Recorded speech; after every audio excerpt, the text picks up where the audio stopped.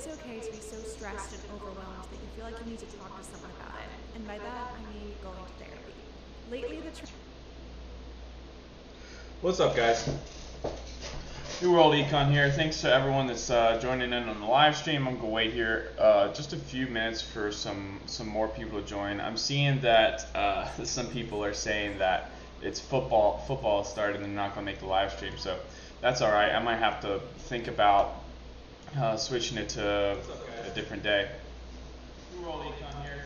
Thanks for next week, but for now we're just gonna continue on to the live stream. We got a good bit to talk about, obviously, so I'm just gonna give it a few more minutes. We're gonna wait for I don't know, maybe 150 people to join,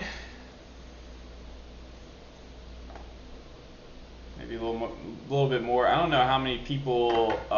There might be a good many people that don't join up because of football, also because of you know,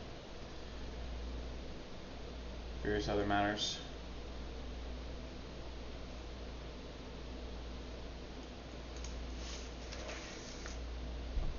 Yeah, it is a big surprise, Thomas. It is a big surprise. All right, so I guess I'll start. I'll start with answering a few questions that have already been asked, and then I will move on to the presentation. First, I have something I want to talk about, so I can go answer some questions real quick. Wait for some people to join. We'll address something real quick, and then we'll start with a presentation. Then we'll open it back up for a Q&A. So I'll try to answer some questions. Yeah, what up, Weeb Union in the chat? I see you there. Why do you think the Russians did this mistake, and what is their plan now? Why didn't they use their Air Force to stop the offensive? In terms of the Air Force, it appears there's rumors that the Ukrainian formations that led the assault in Kharkiv were armed with a lot of man pads, and they basically were just harassing the shit out of the Russian Air Force, and not necessarily, there was reports, I think, of a Su-34 that got shot down, but that doesn't mean, just because one jet shot down doesn't mean the others weren't severely hindered in their operations. You know, like if you're trying to fly over a target and you're just dodging man pads left and right, then you might just have to get out of there to save your life and save the vehicle. So that I'm assuming that's probably why. But there's also some evidence that the Air Force managed to do some damage to these Ukrainian units, but there just wasn't the ground reinforcements in the area to stop them, which is one of the big issues, and we'll cover that in the presentation. Yeah, Balin, that's all right. You can miss the live. I get it. Hello from Guatemala. Hello, Guatemala. Do you like the German Empire? I don't think anyone historically has ever really liked German empires. How realistic is a Russian win now without declaring war? Kind of unrealistic, honestly, and that's something I think we're going to talk about in the live. So that's one of the big pieces of news here. Is can Russia? Is this strategy of trying to fight this war with a completely expeditionary force, 200,000-300,000, of your best trained troops, is that even enough manpower to carry something like this out? So that's like the main topic of discussion here. All right, so we got about 323 people in. So real quick before we get started, I wanted to address something. Today is 9/11. So I just kind of want to, if we can get a moment of silence or however that works in the chat. So on this day, 21 years ago, there were 2,192 civilians that were killed in the World Trade Center towers. In New York City, New York, there's 125 people killed in the Pentagon. There's 265 people killed that were on board the planes that were used for the attack.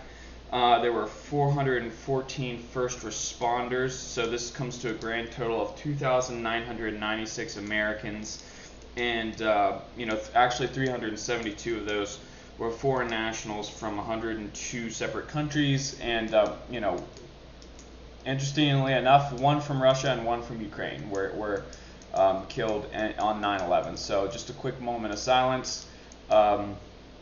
For all the innocent people that died in those attacks, and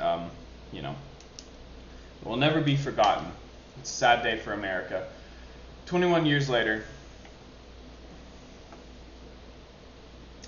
Alright guys, so let's go ahead and get started with the presentation. So as you can see here, basically what's happened is the Russians have completely abandoned the Kharkiv region, and they have set up a new line of defense on the Oskil River leading down the Seversky Donetsk. So even to the north of Kharkiv, the Russians decided to withdraw their troops. This wasn't due to any kind of assault actions north of Kharkiv. It was just, hold on a second, I'm gonna ban someone from the chat. Like, how do you do this?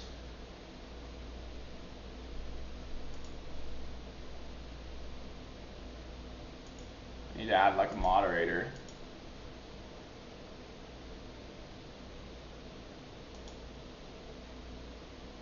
There we go. Look at that. Goodbye, DJJD. Yeah, so basically what was done was the Russians basically just decided to regroup entirely. They pulled out of all the regions to the north of Kharkiv. This allows them to just defend the border basically with their conscripts and with their regular army that's not being used in Ukraine. So they can hold the line there, and they can transfer their actual foreign deployment troops somewhere else on the battlefield. Same thing goes here at the north of Kharkiv. They're holding the line there, probably with their regulars, and probably not with their expeditionary, their professional troops. Now, this is a significant amount of territory. You can see here, it's 8,200 square kilometers, give or take, that the Ukrainians managed to take in less than a week. If you guys remember, last week we were talking a lot about the Kharkov counteroffensive, and hey, don't start with this again. All right, I can just keep banning people, not like that. Like if you're just gonna be annoying, like you can ask questions and hey, if you want to challenge me on something, challenge me on something, but don't be annoying like that. It sucks for everyone else. I mean, this is pretty significant. It's a pretty huge defeat for the Ukrainian side. It's definitely, it brings a lot of things into question. It brings strategy into question. It brings the war effort into question. It brings up questions about what the morale of the Russian force overall is at this point. What's the morale of the Ukrainian force? How much equipment do they have left? It appears that they have quite a bit. Definitely very bad for the Russian side. And it seems like it could get worse, and I'm going to direct us down to the bottom. We're going to talk a little bit about Donbass real quick. Oh my gosh, what? Who are these people? I need Weeb Union. Are you there in the chat? Can you help? This is going to mess up the whole live stream if they keep doing this. I'm going to give you I'm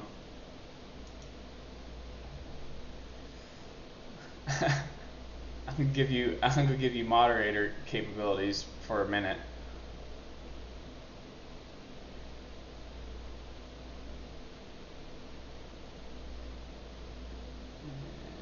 Let me see here.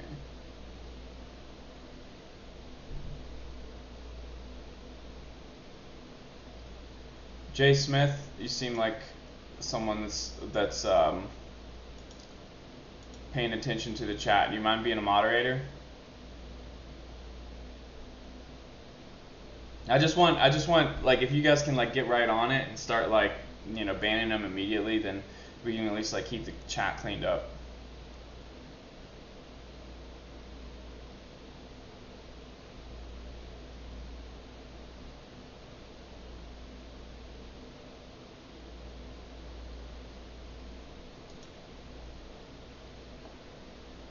issue. Alright. Alright, so the Russians are trying to do a storming operation right now on this small town of Mykolaiv-Kadruha, but we have no information about that. So it does appear like the Russians are still advancing in the Bakhmut area, while slightly to the north of that, the Ukrainians are counterattacking towards Liman and towards Lysychansk, both of which seem to like not be going well really at all. Like, I mean, Liman, there's possibilities that the Ukrainians can break through there, and the Russians are very well aware of that, and they have stressed that, you know, if Liman falls here, you can see like this is basically wide open territory, and the Ukrainians can force, you know, really collapse this whole flank of the Russian and Donbass effort. So I think it's definitely very important for the Russians to hold on to Liman, because it's kind of this cornerstone and what seems to be like largely a defensive effort now here in the northeastern regions of Ukraine. But the attacks going towards Lysychansk from Seversk, it seems like the Russian forces here are still pretty strong, and they are, you know, throwing back the Ukrainians as of now. I'm not exactly sure if the Ukrainians will have any success in this area, but I guess we'll see. So we do have counterattacks further to the south. The Russians are still pushing in certain areas, so there are certain areas where they're still on the offensive. And then when you get down here to Veloka Novosilka, this is actually where the next big issue stands for the Russians. It appears that the Ukrainians are building up armored reserves and a lot of forces in this area as well. What definitely seems to be like another attempt to attack towards Volnovakha and Mariupol. So if the Ukrainians can replicate the success from Kharkov in this region to the south here, then it would effectively turn into you know, a loss for the Russians. Their expeditionary forces would be almost entirely defeated. At this point, they would probably have to either you know, exit the war or officially declare war, one or the other, both of which, you know, officially declaring war is actually a pretty big possibility at this point. But the Russians are aware of this, and they claim that they have actually developed a pretty strong counter in the area. Like, they have a lot of troops to throw this offensive back. So we'll see if the Ukrainians can replicate the same success in this area. But if I were a betting man, I would say I doubt it. A big part of the reason why the Ukrainian side was successful near Balaklia was because there was really no real Russian professional troops holding the line in the area, and there were no reserves anywhere nearby either. So you basically had Rosvardia with some various like police battalion units and special forces of that nature that were holding the line and defending the area, and you know, they were caught off guard and caught by surprise by the Ukrainian side. So I think that's a lot to do with the success of the Russians, or the success of the Ukrainians, I mean, is the fact that the Russians were not prepared in this part of the theater. So, like, what are like some big like takeaways for Ukraine, right? So, like, now, you know, they're absolutely winning in the media space. It appears that they're not as desperate as people thought. You know, obviously they have a lot of equipment left. They have a lot of morale at this point, and they have a lot of support from Western countries. So those are definitely good outlook things for them. So like, why did the Russians let this happen, or like what's going on with Russia in this situation? So obviously, you know, they're fighting the war with an expeditionary force, so they're low on manpower. They have prioritized certain parts of the front line and kind of neglected others. Like, if a lot of you guys will know, this part of the front line that the Ukrainians assaulted in has virtually seen no activity since April. So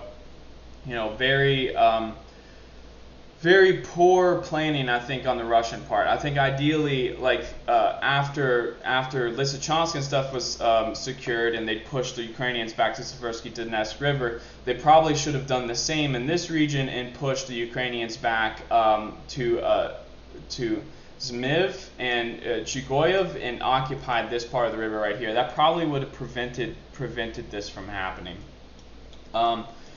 And then, of course, you have an issue, and I think this was actually brought up by Peter Zion in one of his streams or one of his videos that he made recently.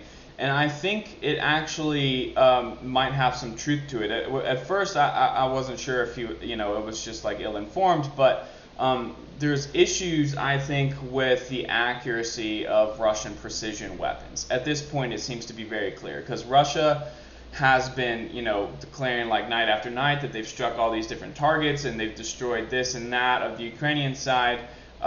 Yet, in my view, it appears that a certain percentage of those claims, probably a certain large percentage of those claims, that they've struck given targets or vehicle or manpower concentrations were probably misses. And that would explain a lot in terms of like why Ukraine has the equipment to carry out an offensive like this and why they have the manpower to carry out an offensive like this. So, all right, guys, I'm gonna go ahead and open it up to questions in the chat. I'll try to go back and answer the questions that you've already asked, and of course I'll, answer all the new ones as well. And if you ask any questions about the front line, I can go back over things so I can rehash things and get into them a little more in depth.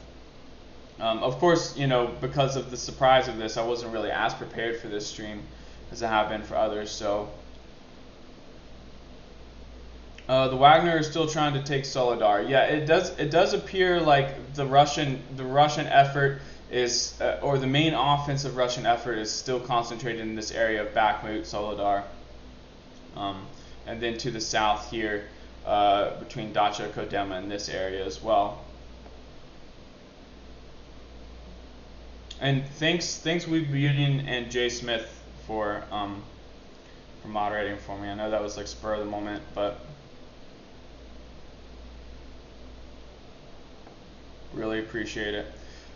Seymour, do you think Russia has been planning this withdrawal all along, and Ukraine used this as a move as a PR stunt because Russians made a very swift withdrawal equipment, personnel, and supplies? No, I don't think so. I mean, they might have made a quick decision, like based on, so like the way the counteroffensive went, like if you talk about day by day, it's very possible that the moment that the Ukrainian side broke through Russian lines, which I'm going to remove this here, but the moment the Ukrainian side broke through the Russian lines at Verbivka and started swinging north to Yalakiv Yar, like kind of in this area here, as soon as this maneuver started happening, it's possible that right there at the beginning, the Russian command was able to assess from drones and satellites and just based on like what equipment they had in the area that this offensive on the Ukrainian side was going to be successful,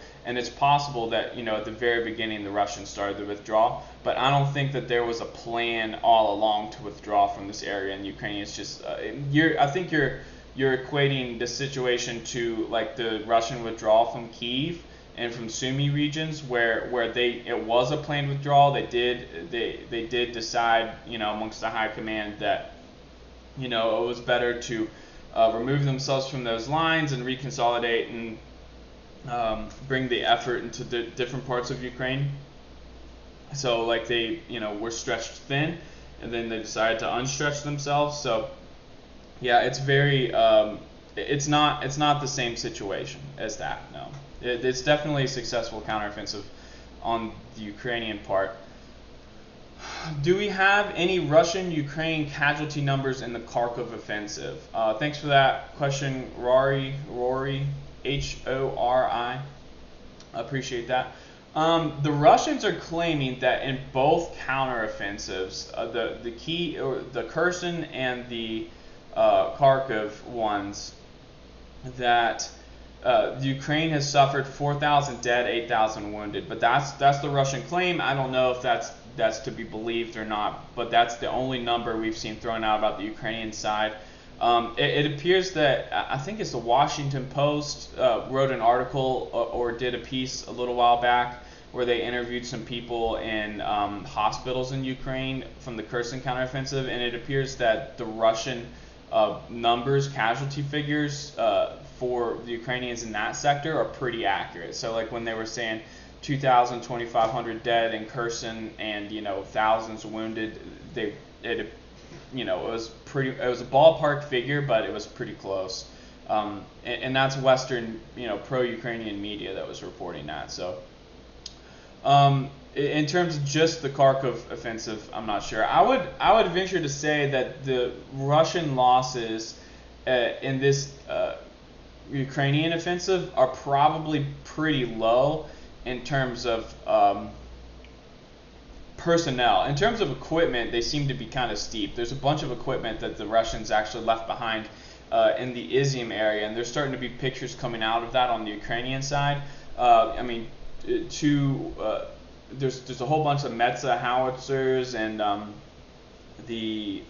what are they called, Acacia howitzers.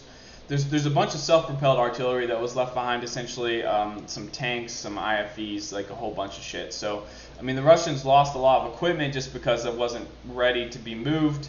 But in terms of manpower here, like I said, you had some paratroopers that were flown in, and then you had some reserves that were rushed in to, basically to fight off rearguard actions and allow the entire Russian army in the area to retreat. But all the losses of the Russian military here are all rearguard losses in those engagements, which are, you can read up a lot of history on how that works. But typically, like, rearguard forces in these fights are pretty effective. Like they, it's like a fighting retreat. They basically just it's just constant ambushes. Some places they have to hold the line because civilians and stuff need to get through. Do you think Russia might use strategic nukes to hold the Ukrainian offensive? No. Russia's not going to use nukes. At Weeb Union, World Econ. Any news about Soledar Bakhmut? The Wagner were trying to take it before. Yeah, no news about it yet. It does appear like there is a lot of footage coming out of the Chechens, which are taking over new fortified areas and stuff that they hadn't occupied before, that the Russians hadn't occupied before. But there's no real update on how deep they've moved into either town. I get the impression that the lines in Bakhmut are deeper into town than they were. And I actually adjusted stuff here and deleted a bunch of shit. But I would venture to say that, I wouldn't be surprised if the Russians and Chechens and Wagner personnel, whoever it is, was fighting along this axis here, into Bakhmut at this point, because it does seem like there is a good bit of street fighting from the video I've seen, but there's been no mapping updates to suggest how deep they are in the town. Valentin Tessic. New World Econ, what will happen when Russia declares war? So what's the difference between this situation? Isn't this a war now? Okay, that's a great question. So I would say it is a war. All right, by all measurable standards, obviously it's war. It's warfare. It's a war. But according to the way the Russians are looking at it legally within their own, constitution or legal jargon or whatever, what have it. They're calling it a special operation because it matters in terms of what their army is allowed to do. So they have virtually a conscript army. Like everyone has to enter conscription when they're a certain age, and then or a certain percentage of people are selected, I guess. It might not be everyone that has to serve. I'm actually really not sure on that point. Maybe someone else in the comments can get on that. But after they finish their training, their first, their basic training, or maybe it's their first 9 months or something, they're given an opportunity to either sign a contract and stay in the army and get paid double, or to finish out their time as a conscript, which is like 2 or 3 years or something like that, just in their regular role. So that's like border guard duties or maintenance of equipment, like the various different army roles and stuff. So if they sign a contract, they're a professional soldier, and the Russian government is allowed to use them outside of the territory, outside of the borders of Russia. So right now, currently, because Russia is not at war with Ukraine, or at least officially within the Russian government, they're not at war with Ukraine. They are only allowed to use these contract soldiers, of which there's a total amount between all branches, the Navy, Army, Air Force, of somewhere at ballpark like close to 400,000 ish. So like infantry, you're looking at somewhere around 300,000 is what it is. And not all of those are deployed to Ukraine. Not every last bit of their contract forces are deployed to Ukraine. There's also some that are deployed to Syria, and there's some that are deployed along Russia's borders in the north against Finland, Estonia, Latvia, and basically their NATO borders. I would say that in terms of like their professional soldiers, they probably don't have them deployed to the Far East any longer, but at one point in time they did. Even though China's a friend, it's still kind of a threat to Russia. So they do have to defend these borders. They can't just leave them wide open. So declaring war on Ukraine means, officially declaring war means that they could deploy their regular forces, just the regular conscripts that haven't signed a contract, to the territory of the Ukraine, because they're at war. It's all gloves off. And a lot of people, myself including, think that would probably greatly change the direction of the war. If Russia had an extra 100,000 or 200,000 troops to throw into the combat and throw into the fight, they can open up new front lines and various different places, and Ukraine just doesn't have the size or the equipment to cover all these different fronts. Not only do they have to have like a certain number of tanks and IFVs like on the front line where the Russians are, but they have to have a certain number of tanks and IFVs and artillery and stuff behind the lines to fill in case those tanks in the front get destroyed, which they get destroyed every day. They do on both sides, obviously. So if Russia were to open up another front, say in this direction here, at Sumy again, attack towards Poltava or something like that, then it's thought that Ukraine would have to transfer so many resources from so many different places to hold that off that they would weaken the lines. Obviously, like the more front you have to defend, the more thinned out you are.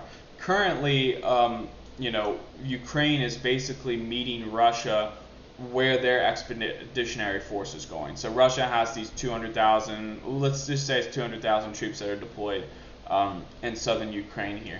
So Ukraine just has to match up those forces, In terms of the other borders and stuff, they know Russia doesn't have the manpower to conduct new offensives as far as contract troops go. So they just need to defend those borders with border guards and with territorial defense units, which are, lightly trained, basically militia, right? So officially declaring war on Ukraine would basically take the gloves off. It would unlock like the full power of the Russian army, which this is, the units that are currently fighting are the most elite units. They are the most the highest morale, the most willing to fight. Obviously, they signed contracts to fight, but in terms of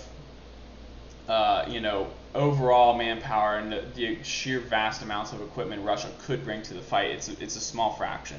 It's probably 20-30%.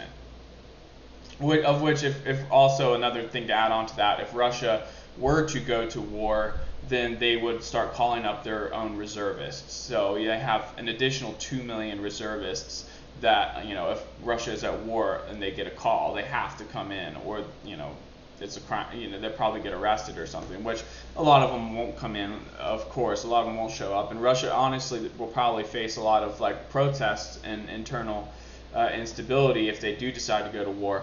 But I think, in terms of, if the Russian government is measuring what's worse, a little bit of protest and internal stability, or like losing a war to Ukraine, which is a much smaller nation, they're probably obviously going to mobilize. Do we know where the 3rd Army Corps is located? Last I heard, it was getting deployed to the Donetsk area, but it's probably being deployed south of Ugledar and Velika Novosilka here to fend off this potential next Ukrainian counteroffensive. Jay Smith, USSR used 2 million in the Battle of Berlin and tried to attack Ukraine 200,000. Yeah, well, I mean, it's different times, obviously. Like, back then it was more, well, I mean, let's not forget the Soviet Union was very casualty insensitive. Like, they didn't mind throwing people into the meat grinder, and honestly, they didn't really explain that to their population to the fullest extent. You know, like, there was a good bit of propaganda effort on the Soviet side to keep the war effort going. Whereas I think a different Russian administration, like say if it wouldn't have been like communist Russia that had strict control on information and stuff like that was fighting in World War II, would have probably collapsed under the weight of the casualties they'd taken. Had the public known how poorly the fight was going, they probably would have wanted to sue for peace. But because it was Stalin and it was authoritarian and you know they had strict tightening control of information, they were able to throw bodies into the fight like that.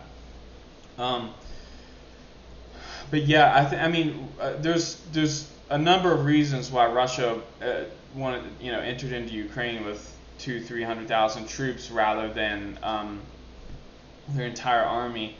I mean, all of them now seem to kind of proven to be bad strategy, I think, at this point. Is not 42 mobilization? Maybe. I mean, I guess we'll see what the Russians do. I mean, they definitely have to respond in some way very soon in order to, get the narrative back into their favor. But at this point, they're probably just worried about the next fight, the next battle, which appears to be taking place in this area here. So, I expect if it happens, if mobilization happens, it might not happen immediately, but like within a month or two, maybe. All right. Sorry, guys, I gotta catch up on the questions. A bunch of them weren't loading on me. Wow, there's a lot.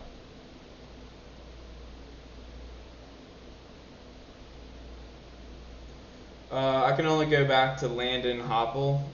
Will Ukraine keep moving into Lugansk now? If anyone asked any questions before that, I can't see him for some reason. That's the thought with Liman here. If Liman falls, then Ukraine will be able to advance from Liman towards Crimea and then up into these regions here, and then Lugansk is completely it's vulnerable in the north. So that's why the Russians have formed this defense line around along the Oskil rivers, because it's not a deep river. They're saying that the Ukrainians can actually cross it with tanks without pontoon bridges if they wanted to, but it's as good as a defensive barrier as it gets. If anything, like, you might get lucky and some tanks get stuck in the mud, right? So it seems like the most important city at the moment for the Russian side to hold is Liman. No, thanks for the 55. Why do you think they can send more? Russia have already sent most of its mechanized brigades and lost its force museum age equipment out. So when people say they've sent most of their mechanized brigades, they've sent most of their contract soldiers. We're talking about two separate army groupings here. Actually, it's nitty fills. Two separate army groups here. So, like, one is conscripts, and according to Russian law, they're not allowed to fight in wars going on outside of the country if the nation is not at war. So, like Syria, for example, like Russia stepped in to help Syria with their civil war.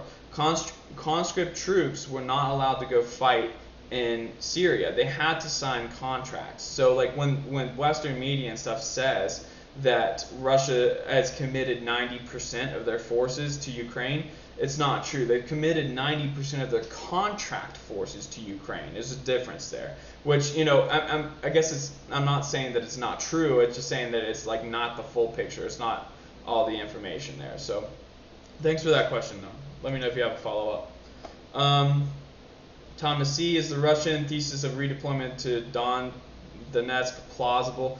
I think the way I'm kind of seeing this now is, in terms of like information front and like the long-term planning, I think Russia's statements on how they were going to withdraw from Kyiv and refocus on the Donbass were about as silly as Ukraine's statements, you know, a month, 2 months, 3 months ago that they were going to launch a massive Kherson counteroffensive. Like, you never really want to telegraph your moves to the enemy, and both sides seem to give up quite a bit of information on what they're about to do. Until really in this last month of the war, we've seen a couple surprises on a couple fronts, like you know, Russia, you know, kind of launching a surprise attack on the outskirts of Donetsk, which made gains, but tangible gains at best, through tough fortified areas, and then Ukraine launching this counteroffensive here, which was completely went over the head of a Russian command apparently. So here, just really in the last couple of weeks, they've actually started to, you know, fight the war the way you'd expect a country to fight the war, and that's like not giving up too much information about your moves. Chris Compton, thanks for the 5. How important is Russia's success or failure in Ukraine to China's calculations for invading Taiwan? Also, the importance of TSMC to supply chains. I think it's honestly, it's very important because for the Chinese Taiwan invasion to work, they need America distracted, I think, which is a tough play because America's you know, has the capacity to like look in on a lot of different places around the world at the same time, and you know, even though like it seems like the political focus is on Russia at the moment, the military very much has their eyes on Taiwan. I would say that the biggest benefit China has gotten from this so far is that a lot of American weapons that would have been shipped to Taiwan had that invasion come first have already been sent to Ukraine, and they're probably not. So like Taiwan isn't going to have the support that it would have had China launched their invasion first. In terms of TSMC, a lot of people seem to think that China wants to capture TSMC. You know, Zion makes a very good argument about how China doesn't really have the technical capacity to run TSMC, and really the Taiwanese don't either. Like, they get most of the chip designs that they, you know, the chips that they manufacture out TSMC, the designs come from America. So like, we design the chips, we do like the highest value part of that supply chain, and without those chip designs, like, it's, you know, one of the most expensive paperweights in the world, really. Like, it's not, it loses a lot of value. Now, of course, there's a lot of chip designs that are already there, and there's already a lot of chips in production, but I think that probably applies more to like the future development and advancement of the facility. I think that it's more likely that China just decides to say fuck it and they take out TSMC. Like, if things do come to that, I think that China knows that TSMC is more important to the US and the wider world than all of the rest of Taiwan is. Like, that's like the primary reason for us wanting to defend the island, is because of how important the microchip supply chain is. And they might just decide that you know, burn it all, like, and just go after that facility specifically, rather than trying to capture it, you know, trying to destroy it instead.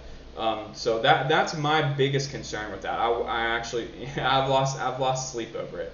So if that answers your question. Textured fiber. This is like a roller coaster. This is definitely like a roller coaster.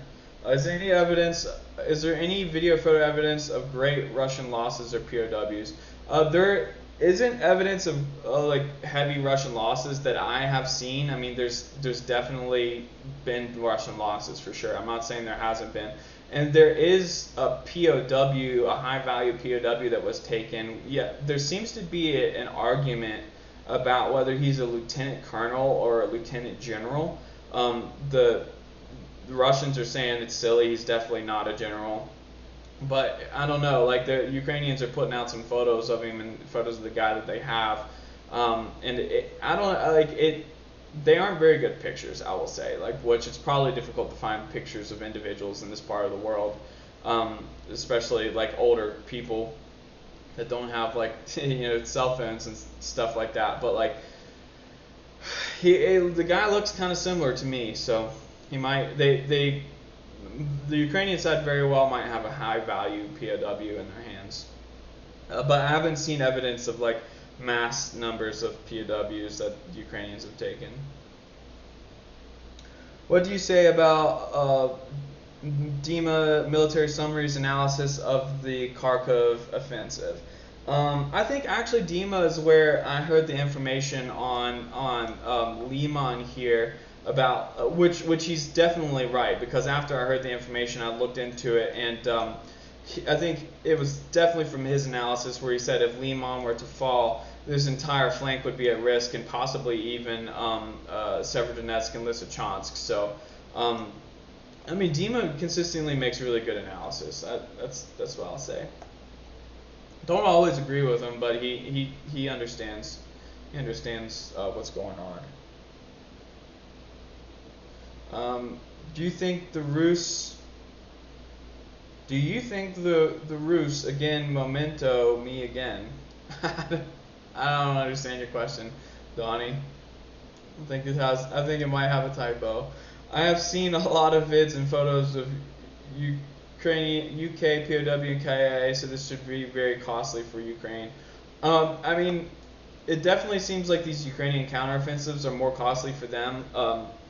There was a statement made in the past. I can't remember who made it, but like basically, I mean, they were talking about the U.S. and how the U.S. tries to fight all their wars with air power, and that's like part of the reason why, some of the recent ones of like Afghanistan have failed, because it's not all about air power. Like, you also have to have troops on the ground, occupation forces to like root out people from their hiding places. And the Russians basically tried to fend off this counteroffensive with air power, which is not going to be successful. Like, you have to have troops on the ground to occupy the territory, right? But you can use the air power to inflict significant losses on the Ukrainians. So if the Ukrainians, if it's true that they conducted this offensive with about 14,000 troops, so we'll go to this map here, because it's been updated now. You have the 97th Mechanized, which was up here. I predicted that one correctly. 80th Air Assault Brigade from Lviv. I have not seen where this brigade came from, so they snuck it over here. The 10th Tank Battalion of the 3rd Tank Brigade, and the 25th Airborne Brigade. And then you have a special forces, special purpose grouping here. So really that's about, if they're full strength, well, that's just a battalion. So, maybe 1,000 troops, 45.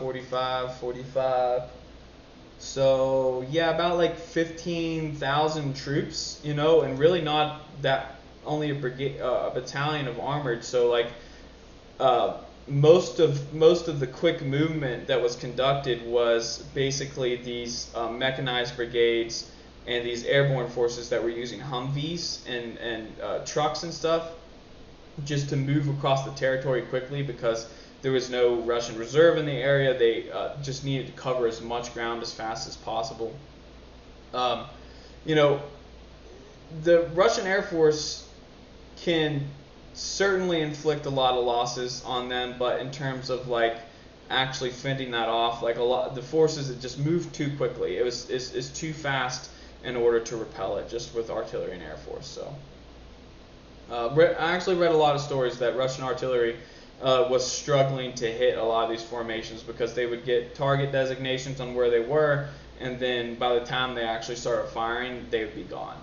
They would be moving forward somewhere else. Tennessee Lanot.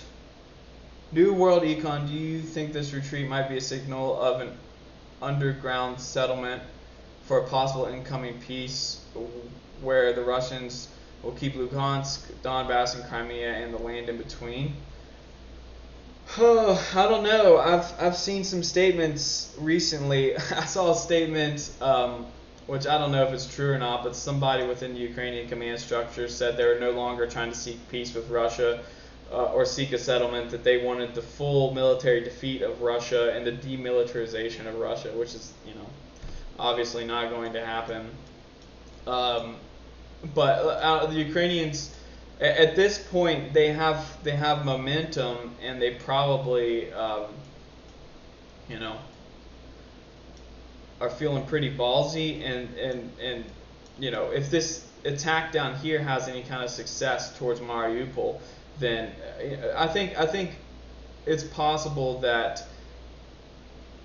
I don't think peace is possible until we see the results of this next counterattack, and then we see what Russia decides to do after, right? Like, I mean, there does seem like a path there, but Ukraine would have to obviously give up a lot, and Russia would have to give up on a lot of efforts. So I think, at this point, peace, and under the terms that you're talking about, where basically Russia gives up occupied Kharkov, and then Ukraine lets them keep Lugansk, occupied Donetsk, and then these regions here, both sides are losers in that situation. So I don't think either side would go for that. Do you think this is the moment where Belarus and Transnistria should get in? I think if they do, it'll be the moment that the Russian regular army. I don't think those areas will enter the fight until the Russian regular army enters the fight. If that makes sense. How do you feel about the civilians on a psychological ramifications level? As in, how can they still openly support and trust Russia going forward? That's one of the bigger problems that Russia is facing, actually. So thanks for that, Michael S6000. But they, a big reason for these, or a big factor in these referendums that they're trying to have in Zaporozhye and Kherson is, like, they're trying to sell to the population that, like, if they go with Russia, Russia will keep them safe, Russia will protect them, Russia will take care of them, and Ukraine is trying to undermine that by these car bombings and these terror operations within these areas that make people nervous. Counteroffensives trying to recapture areas, shelling areas, hitting bridges with HIMARS. All this stuff makes people nervous. And then now you have this situation in Kharkov where Russia was forced to abandon settlements that probably had, hundreds of, there's probably hundreds of thousands of people in these occupied areas from Izium to Balaklia to Kupiansk, and then all the farmlands and towns and stuff north of that. Kupiansk, the area of Kupiansk itself, both sides of the river and all of the, we'll get to it on here, all of the different suburbs and stuff, like I went through and I started counting them out, like there's well over 100,000 people when you talk about this whole area right here, and that's not even including like Balaklia and all these small towns, and Izium and all the small towns around it, and then everything to the north. Now you have Volchansk, that's fallen back into Ukrainian hands, or allegedly the Russians have already abandoned it. I haven't seen any evidence that Ukrainian military units have reached it yet, but hundreds of thousands of people that had basically submitted to Russian occupation, and a lot of them are ethnic Russians. This is one of the parts of the Kharkiv region that is populated with a lot of ethnic Russians, and there was definitely Russians and ethnic Ukrainians that assisted Russia in the occupation, like different mayors that agreed to continue being the mayor of their town, and do the Russians bidding, tell them what they do what they told them to do and stuff like that. The Ukrainian government views all that as collaborationism. So there's a very good chance that a lot of those people are going to be in big trouble, and a lot of a lot of people that are in the occupied territories of Ukraine that Russia is in is going to lose some trust in their occupiers for sure. Whatever fragile trust was already there. High Speed Miner, thanks for the 5. Why Ukraine have officially declared war against Russia? Are you saying like why haven't they? I mean, Ukraine is probably well aware of the fact that if Russia and Ukraine are like officially at war, that Russia can use their regular, like they're obviously at this point they're probably content with this scenario where Russia is only allowed to deploy 200,000 troops to the fight. It's a big weakness, I guess strategically in Russia's plans, and Ukraine just has to find a way to use their manpower advantage at the moment to defeat Russia's equipment advantage, which it seems like they're making good strides to doing that. So yeah, I don't think Ukraine is going to try to officially declare war on Russia. If that's true, I'm not Ukraine talks. I guess they talk all the time about how they're at war, but I guess I haven't ever read anything that says Ukraine has officially declared war on Russia, or obviously not vice versa. So that sounds true. Sort of the same. Thanks for your work. Thanks for your support, Sort of the same. Thanks for the $4.99. Really appreciate that. All right, let's get caught up here. Kodiak 360, you said, do you believe this to be true? I don't know what you're asking if I believe to be true. If you're talking about all this information that's coming out, this is coming out from both Ukrainian and Russian sources. It's completely verified by both sides. And even the Russian MOD is coming out and saying that they have abandoned a lot of these settlements and places. So if you're asking, like, do I believe that this has actually happened? Yes, it's true. Do you think Putin will use Ukraine's counteroffensive to reshape Russia's strategy in the war through reconcentrated military efforts towards the south? Well, that's what you would think, that if Russia wasn't going to declare war, and they were going to just basically keep trying to do this with their expeditionary force, which is not ideal, but it could work. At this point, I don't think it's going to happen, but let's just say it does happen, and they decide to concentrate all the new forces they have on the Zaporozhye line and sweep north. It's not a terrible plan for the most part, because if you look where the front line would be here at any point, it's basically the same length. So if they have enough troops to man this line in an offensive setting, they could supposedly just sweep north and take control of all this territory. But I mean, honestly, I think that at this point, Russia cannot achieve their goals without doubling their numbers, and manpower inside the country. That's what I think. Why do you think Russia hasn't fought back? Wasn't the Kharkiv front protecting the north offensive in Donetsk? Yeah, I mean, that's one of the more concerning parts on the Russian side, is that one of the strongest groupings of Russian forces here around Izium, its entire rear was like virtually undefended. So I mean, big tactical error on behalf of the Russians there. In terms of why they haven't fought back, I mean, we're just talking about like a couple days here. The war is still going on. I don't think it's going to be over because of this offensive here. I mean, it's a big chunk of territory and it's a big battlefield victory for the Ukrainians, but I don't think the Russians are done, honestly. This war, they believe it to be too important for them. They believe it to be important for their survival of Russia. So I think eventually you will definitely see a response, or probably a change in leadership among the military, or I mean, even Putin. If Putin doesn't respond in some kind of way and like try to make the situation better, then it's possible he could lose his position, which the West has been begging for some reason, which I think is kind of silly. Anyone that replaces Putin will be way more hardline. It won't get better for Russia in terms of leadership. It'll get way worse. So Thanks for your great work, Weeb Union and Jay Smith. I see you working in there. Given that Russia withdrew in Kharkov, compare Russia losing 60 kilometers by retreating and Ukraine losing 1 kilometer, which they would never retreat from.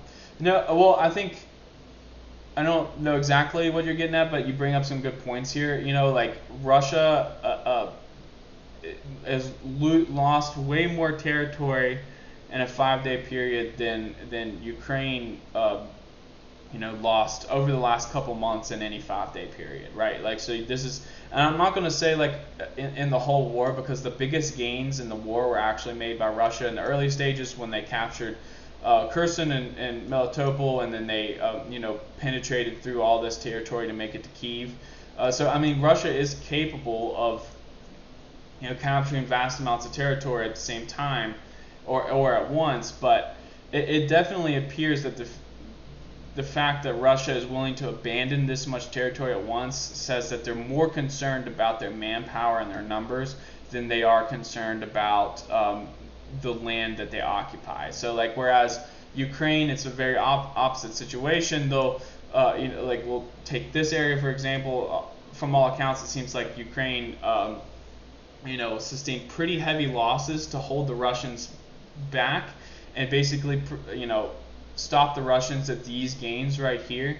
Whereas the Russians, if the Ukrainians wanted to obviously you see the same thing happen in Kharkiv. They just gave up the land. They were not willing to put in the manpower, not willing to sustain the losses, to hold on to Izium, to hold on to Kupiansk. Places that we thought were vitally important to the Russians are not as important as Russian manpower. So hopefully that gets at what you're getting at there. What do you think would be the Russian idea of victory now? I think they cannot win the war without taking Kharkiv and Odessa. I mean, like that. I mean, probably. I think the Russian war goals still haven't changed. Like if Russia doesn't achieve the war goals that they set out to achieve, I think if they don't capture everything to the Dnieper, or at least Odessa and capture the entire Black Sea coast. I don't know.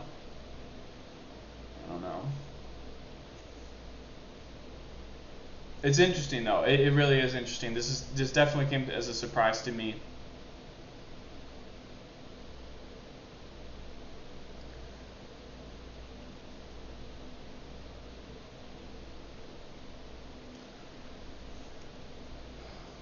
Logic. How big are Chechen reinforcement forces?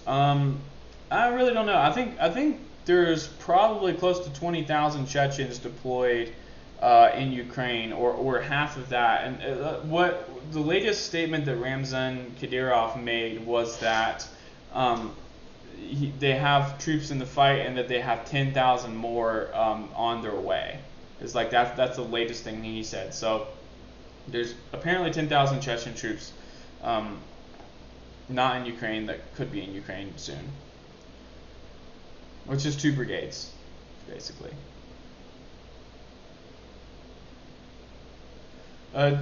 New World Econ, do you think the abandoned equipment in Izium was destroyed, or at least made so that the Ukrainians can't use it? Probably half and half. I think so, like the stuff that, like, say, if there was like a Russian commander around and he had to like make the decision to abandon some equipment, he probably made his guys like mess it up real quick. But a lot of times, like especially based on like how fast the Russians retreated from the area, like there isn't that luxury where there's like someone in charge to make decisions on these things, and like you end up with just a bunch of soldiers that are driving, like, say, a Metza howitzer down the street, and the engine stops, it stops working, they don't know what to do, like everyone's leaving, they're about to get left behind, so they probably just hop on a truck and get GTFO out of there and just leave the howitzer behind, like, because they're trying to save the manpower. Russia's got plenty of howitzers, they got plenty of tanks. They're not really as concerned about that. They're concerned about their men. So I would say probably 50-50. Like, some of it's probably unusable, some of it is or immediately unusable, and some of it's probably working just fine. And even in terms of the equipment that Russia managed to sabotage, like their own equipment, if it's not beyond a certain point, Ukraine can easily tow it out of there and repair it.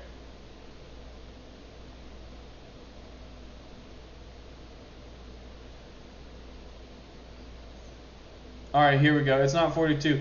Every 18-year-old man has to serve a year unless they're not fit for service. I guess that's Russia's conscription laws. Okay, and Weeb Union. Russian conscription is 1 year, 3 months of basic 1 year, 3 months of basic training, 4 months of specific training, 5 months of service.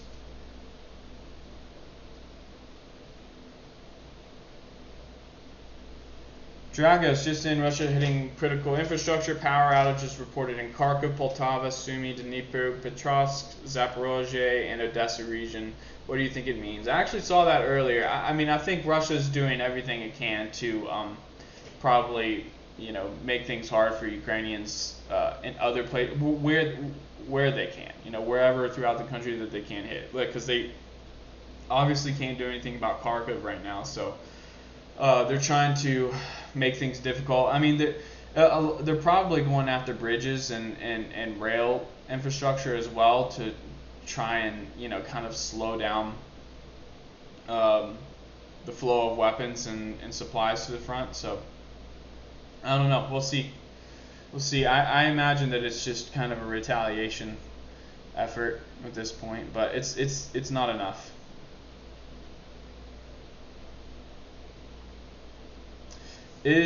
Thomas C. Is President Putin risking his post if the Russian military does not quickly rectify the situation in Ukraine? Yes, I think so. That's my personal opinion. I think that if he doesn't do something, he's in trouble.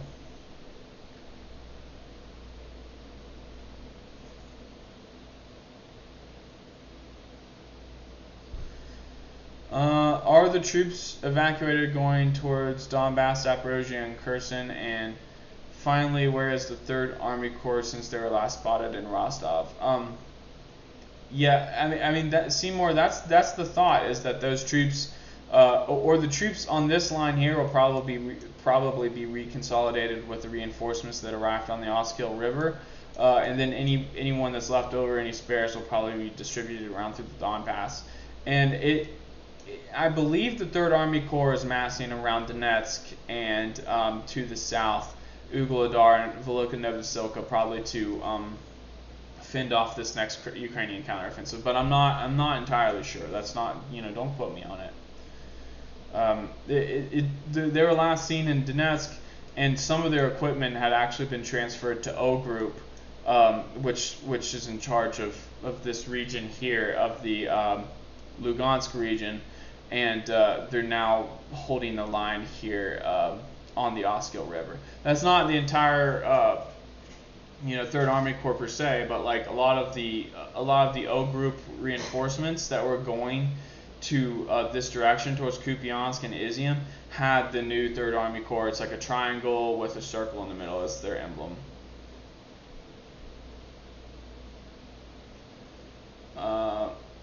New World Econ, what is the process of declaring war in Russia? I don't know. I think the Duma probably has to approve it. Like, they probably have to vote on it. So just like through the U.S., the Congress votes on it. The president Putin might have to make a formal request to the Duma to try and pass it through. Like that might be how it gets started, but I'm sure it's something along those lines. What do you think? How likely is military coup FSB in Russia if they suffer another defeat, or even if they declare war and start forced conscription?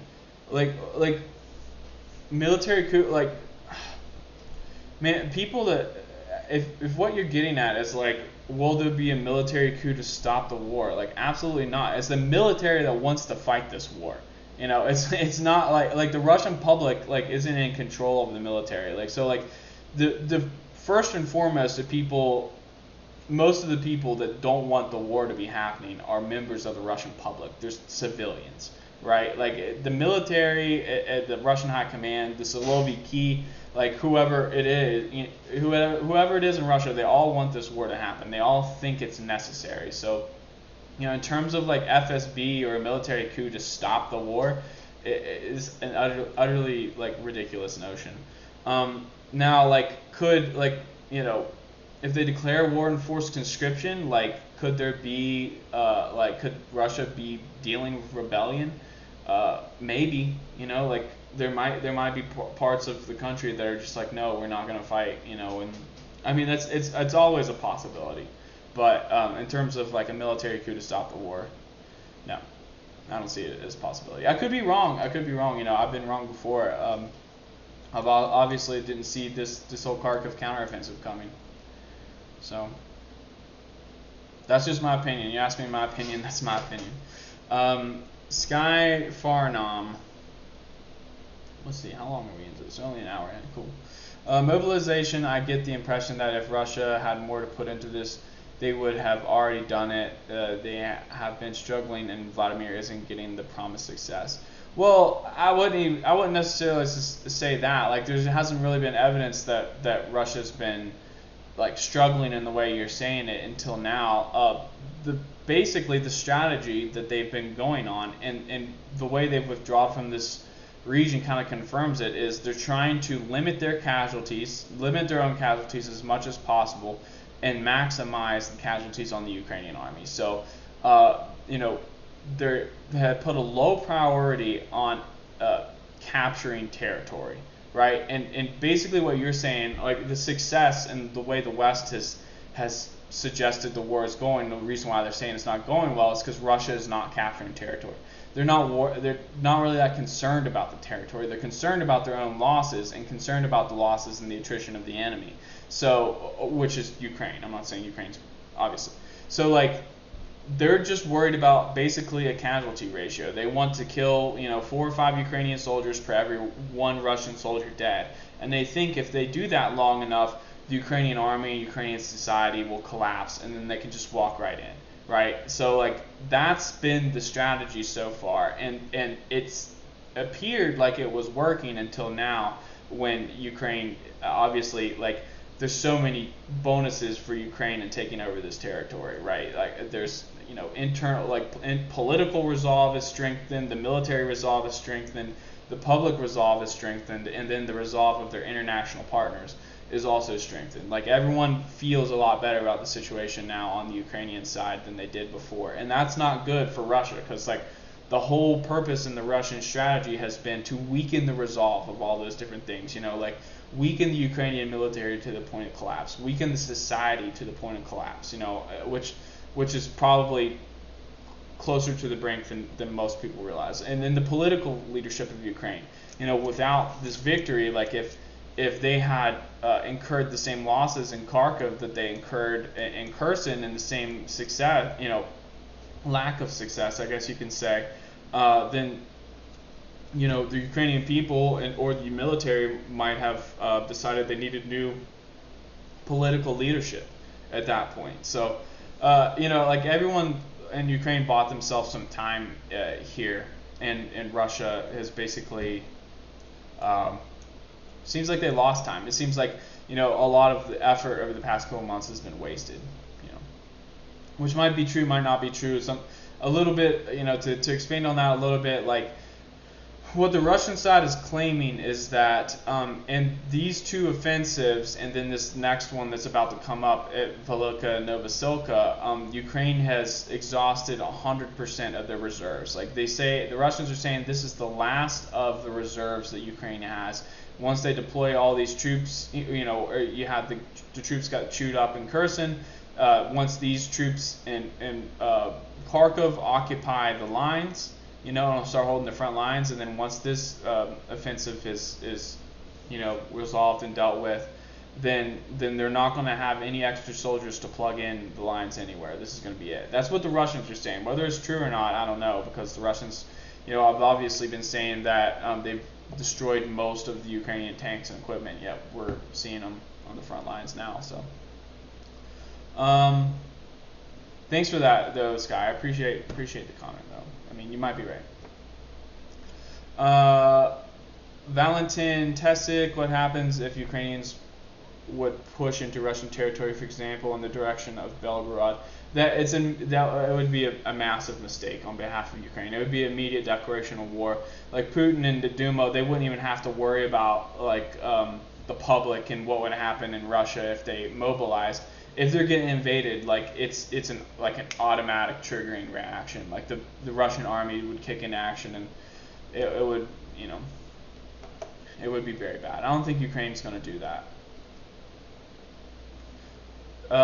Boris, do I think North Korea will join the fight? No. I mean, well, like I've said before, I've said this many times, that like there's a lot to gain from these various countries on sending volunteers and attaches to Russia to observe and participate in the fight. At large numbers, like if North Korea were to send 100,000 troops, like I don't think that's no. I mean, I think like at most, like some of these countries, like if it ever happens, like might send like some battalions, to join in and observe. That way they can get some training, some combat experience. Like combat experience is the most valuable thing for military. So, I mean, just think of like the Spanish Civil War before World War II. Like that was like the big issue with it. It was like there was, I mean, most people see it like it was like nationalist versus communist, but like really it was like a five-way civil war. Like there was like Republicans, communists, like liberals. Like there was like the left side of that civil war was like very factional, where the right side was like kind of more or less united. But everyone was dropping, like all these different countries, like Germany, Italy, Russia, Britain, the U.S. Everyone was sending soldiers and equipment and stuff to the various sides of that civil war, because like they wanted to know like how competent like their forces were, how good their equipment was. It was like a testing ground basically, and like Ukraine is functioning in a very similar way right now for like all the different great powers. So like I wouldn't be surprised if like obviously most of that testing ground is occurring for either just directly the Russians or like NATO and the West, but I wouldn't be surprised if China and North Korea and some other countries got in on that action. China might be like, here, take some J-20s, see how they perform. We're going to sell you some J-20s or something, see how they perform in Ukraine. Who knows? Maybe. Kadyrov's counterattack will fix everything. Yeah. Kadyrov, what he's talking about, guys, Kadyrov made like a big statement the other day, which I don't really like Kadyrov. I think he's a shithead. But like he has like very much predicted like a lot, like the things he said throughout the war. Like he said like a week before Popasna fell that Popasna was going to fall, and he said that several times. He said that about Mariupol. He said it about like Lysychansk, Severodonetsk. So like a lot of people, like when he says something now, like a lot of people kind of like take it as like with less of a grain of salt than it deserves, I think. But I don't know. I do like there is a certain like you do have to take him seriously to a certain extent.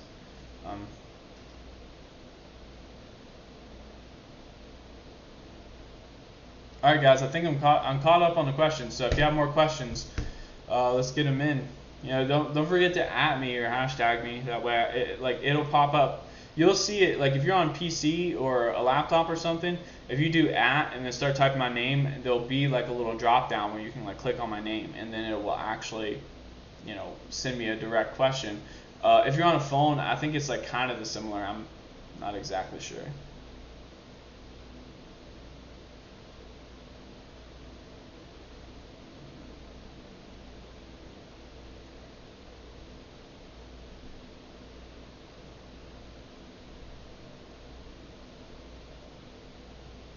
I knew World Econ. Will Russia try and take the Kharkiv area at some point? And why are the Russian leaders so bad at planning for things? Yeah, well, so yeah, I think Russia. I mean, that's one of the things that Kadyrov said in his statement. That we just talked about. He said that all the territories that have been claimed by Ukraine will be reclaimed by Russia. So I'm guessing that maybe they'll re-enter Kharkov. I mean, I still think that the entire eastern Ukraine is within sights of the Russian military and political sphere. That's what they want. Shadowlin Z, DPA has Giga Chads. Why don't you? I don't know, man. You could be my first Giga Chad, I guess, if you want, if you'd like the honor. Heinz Gadarian, welcome back from the dead. They need more mobilized troops, like 800,000 troops, than the war. You need 3 times the number to attack.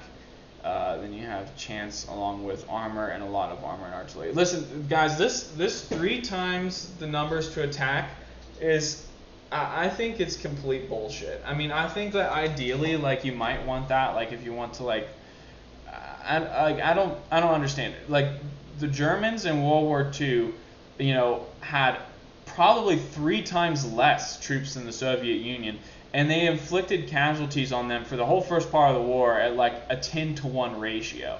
Like, just steamrolled them all the way to Stalingrad, until basically the Germans ran out of oil. So, like, I don't think that you can really take the 3 times number to attack number, like, too seriously. I mean, like, maybe if you were to, like, look at conflicts throughout history, like, that's the golden number that statistically speaking works, but it doesn't mean every time. Obviously the Russians have been on the attack for, like, most of the war with a manpower disadvantage.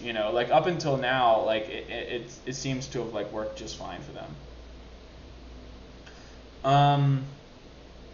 But yeah, Heinz Gadarian, I agree. I think if Russia were to commit 200,000 troops to the fight from their regular army, then it would be a whole different ballgame.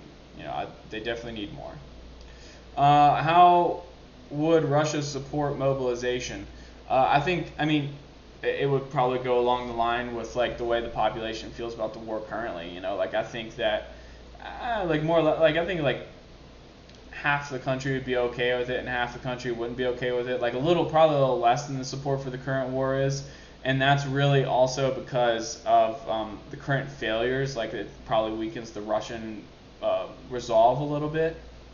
So, but that's, like, in a democracy, like, that might be kind of an issue, right? Like, if you're trying to, like, do something drastic with only half of the public's support. Like, you see that in America all the time. Like anytime something tries to go through Congress, or, like, one of these new agendas, like, comes up, if it's only got 51% support, the other side is, like, up in arms, like, how dare you? How can you do this? Like, with such a slim majority. And then as soon as it switches, it's, like, the same exact thing, right? Like, how dare you? With such a slim majority, 51% imposing the will on 49%. That's, like, the narrative in democracies, right? Like, they don't think it's, like, entirely fair. But, like, in Russia, where, like, I mean, yes, like, Putin is elected democratically, but it's, like, it's a lot more on the authoritarian spectrum. And, if the Russian leadership, like, wants to do something and goes in a certain direction with it, it doesn't really matter, like, what the public thinks. If they have to do it, they're going to do it, and then they're going to try and sell it to the public after, and try to change the public opinion, which they have many tools to do so with. Like, they basically control all the media, they control all the mainstream media in Russia, I guess you can say. Like, they don't have such a tight control over the internet. And some of you guys that follow some of these Telegram channels see that as well. Like, a lot of the Telegram are like people, just random people in Russia that are, like, that know people, like, have friends on the front line, and they report on it. And apparently they catch a lot of flack from the Russian government for doing that, but, like, they still have the freedom to do so. So, it's not completely.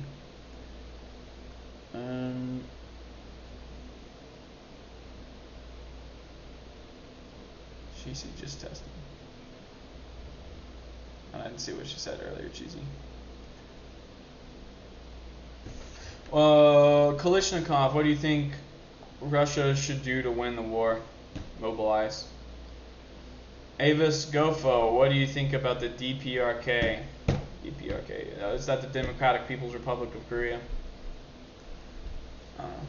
This is a really good interview. I mean, just like off topic, like, but I mean, if you really want to know like how bad like life in the DPRK is, there's a good interview with this girl on Joe Rogan Experience and she escaped from North Korea and like basically like worked as a sex slave in China for 2 years, and before she like had to like cross like the Gobi Desert into Mongolia to then fly back to South Korea and then eventually escape. She went through this big process, and it's like one of the craziest interviews I'd ever heard. And yes, I believed every word of it. Like she was very convincing, but like I don't know her name, but like she was talking about how like you would like be walking on this like the government like there was there's constantly like famine there. Like there's no food, and like you can go through the forest and like look for bugs and like to eat, and like it's really hard to find bugs because that's what everyone does. Like they go through the forest and like look for like worms or beetles or crickets or like whatever to eat. And she said it like wasn't uncommon to see kids like picking up like dead rats and like eating them raw. It was like super gross, like the grossest thing I've ever heard of. But I don't think too much of the DPRK. How is the situation in the Cursive offensive? It's not good. Like honestly, there hasn't been a whole lot of information coming out. Like the last I heard was that Ukraine managed to capture some Russian positions close to Pokrovsk and like hold on to them. So like some entrenched Russian positions, they managed to storm the trenches and like and set up their own supply into the area and stuff. And I'm pretty sure the area they're talking about here is this small town of Blagodny, because the Russians call this a different name. It's not called Blagodny, but the Ukraine on the pro-Ukrainian like the Live UA map, they marked this Blagodny as falling into Russian hands. And there's been absolutely no, like as far as we're aware, there's actually a pretty powerful Russian defensive force in this area. So I believe that like they just had the wrong information and marked this Blagodny rather than this one. It's also possible that they captured the other one. I don't know, but that's the latest news I've heard. So like Ukraine's still trying to like make some moves offensively, but like with very like not very big gains. So the Russians announced the other day, and I don't know about the success of this, and based on the fact that I haven't heard anything, I would guess it's not very successful, that they were trying to cross the river in this area and launch a counteroffensive to the north, basically in the direction of Berezhnegavate. And I guess the idea here was to cut off the rear of the grouping in Andriivka and Sukhoi-Savik, but I haven't heard any updates on that, and I would guess that it's probably failed at this point. It might not have it. Well, okay, so so you were saying is NATO is testing their 1990 and 2000 weapons. Yeah, well, like, so what I'm saying is like, a lot of these weapons have never been tested for their effectiveness in a combined arms, like, full-scale war. Like, most of our use of these weapons have been basically like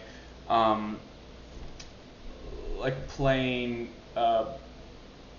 whack-a-mole, in the Middle East, like say the M777. All right, this is like a great example here. The M777's been around for some time. Is actually like close to retirement, and it's been like the main howitzer, like for the U.S. and some of these NATO countries. Like it's the howitzer that we use like for conflict. And if we have yet to use that howitzer in a high volume, like situation, like say the front line of the Donbass, and we turned those howitzers over to Ukraine. And Ukraine found out very quickly that they were never intended for high volume firing. They're intended for precise, accurate firing on certain positions. Like they're basically like a sniper rifle, essentially. So, but what you need to use howitzers for in like this type of war is like constant bombardment. So like, if we had never done that and we'd entered in a full scale conflict with the Russians, like we probably wouldn't have known that our howitzers were going to be ineffective, right? Which they're, you know, they're still effective in like some ways, but in terms of like high volume frontline fire, they're not effective. They break down. They need way too much maintenance. They can't keep up with the sheer volumes of shells and the shock. You know, every time you fire like one of those big charges of you know, gunpowder like through that piece of artillery, it, you know, shakes the whole thing to its core, and like eventually, like once you fire it like, you know, a dozen, 2 dozen, 3 dozen times, like parts start shaking loose, and then the gun, you know, doesn't work properly and it needs maintenance, and you have to like get it back to its original state. So you need, you know, cheap, rugged equipment like that can handle a real beating, you know, that can you know, maybe even take a hit and still be able to fire.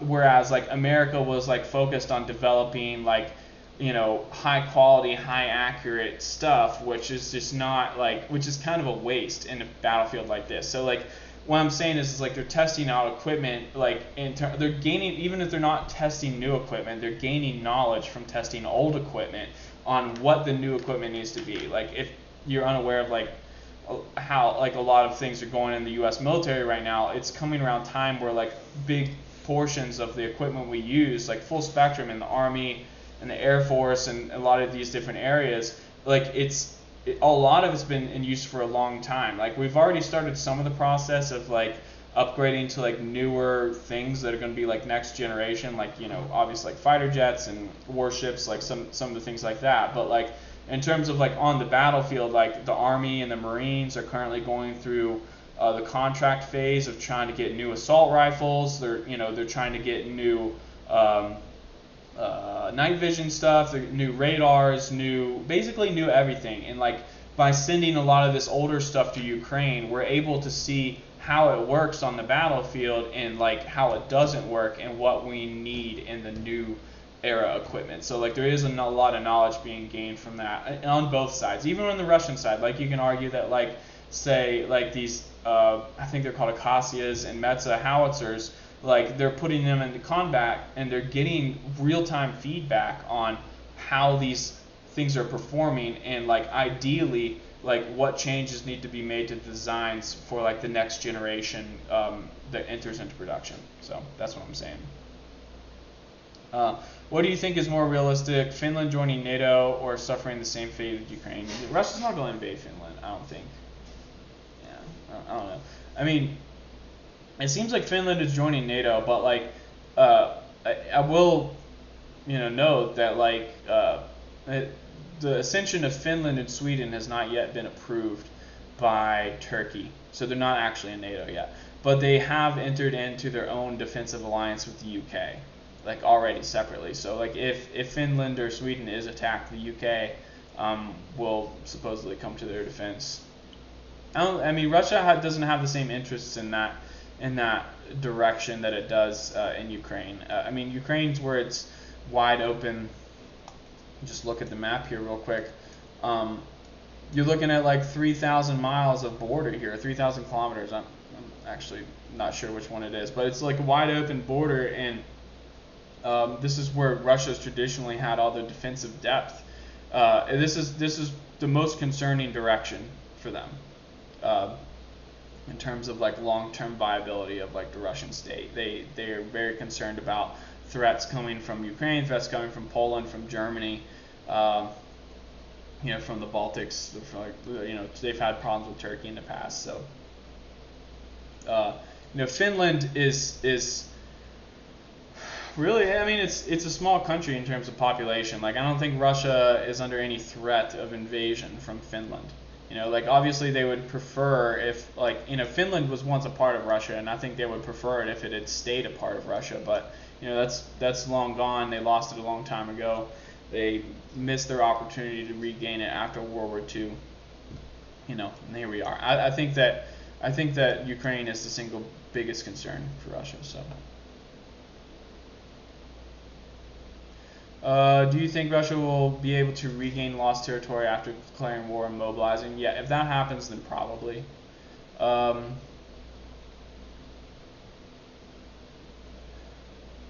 Sammy Pekin for 2024. What do you mean for 2024? Guys, keep in mind there is a little bit of a delay between when I speak, when you hear me speak, and then when you submit your questions in. So like if you have like a specific question to something I said, just like make sure you like fully elaborate it. You know, you got 200 characters. How would Russia support mobilization? I think I already answered that, Martinez. I mean, I think about 50-50, but that's really all the Russian government would need. Are you already convinced that European hedgerows of trees between our farm fields are not forced plantations? Yes. Okay. I'm so glad this came up because I want you guys to know that officially, as of now, the New World Econ channel will never again call these features forest plantations. From henceforth, they are hedgerows because modern nature has let me know that Europeans call them hedgerows. So they're hedgerows. If anyone disagrees with him, go screw yourself because no one debated it when he came at me for it the first time. So they are now hedgerows. After Russia passes the lines on all defensive fronts, what do you think will be their next move? I mean, like I said, I don't see Russia having really any more success without adding more troops to fight. Like, it felt like, I mean, I'm not gonna say like I'm optimistic for the Russians, but I was optimistic for my theory that the Russians were going to win because of the entry of this Third Army Corps. And you know, my thought had been, well, you know, here we go. Here's this Third Army Corps. It seems like Russia hasn't had the problems with volunteers that the West has claimed that they have had, and you know, an extra 60,000 troops, if it's true, if that's how many troops are in this Army Corps, would probably change the game on the battlefield if Ukraine is also as weak as the Russians are saying. Well, a lot of my assumptions in that have been proven wrong in the last few days. Like, it appears that this Third Army Corps is not enough troops to drastically change the situation. For the Russians, you know, obviously they defensively didn't even have enough troops to hold the entire front line. B, the Ukrainians have way more equipment than was previously thought. And C, like so far, I mean, even considering this Third Army Corps is deployed to the wrong area at the wrong time, there still hasn't been a shifting around of troops to counter this Kharkiv counterattack. So I think that Russia is definitely, you know, with or without the presence of this new Third Army Corps, Russia is definitely lacking in personnel.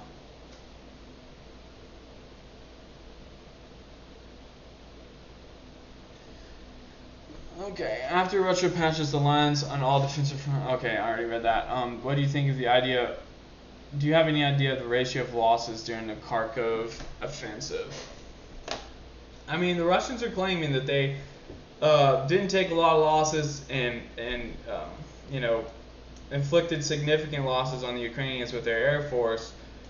Which, I mean, at this point, like I don't even know how true that is. Like for the Russian side, like it appears that, you know, them not taking losses is substantiated by the fact that there was definitely not a lot of Russian troops in the area to begin with, and they seem to have evacuated Izium pretty quickly in Kupiansk. So, you know, I can see that, but in terms of like knowing how many losses they inflicted on the Ukrainians just from the air, like from their air forces, like without troops on the ground to spot these things and confirm the success of various Air Force strikes, I don't know if